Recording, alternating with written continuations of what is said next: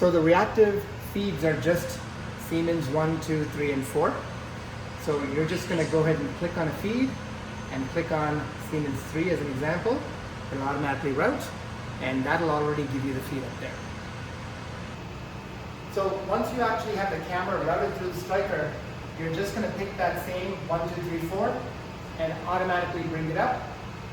And of course, you're using the PTZ controls to bring in whichever view of the surgery that you want. So here there's an endoscope, and Mark, you want to go manipulate that endoscope and move it around. You can see that this is actually changing. So not only can you see the surgery live, but I can also get the endoscope's camera, zoom right into the keyboard or keystroke or move it back up, just move it around. So I don't know if you can go ahead and see that, but the image is live coming in from the endoscope.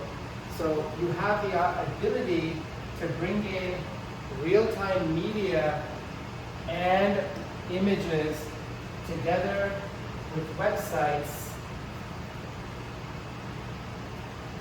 in order to demonstrate surgical procedures.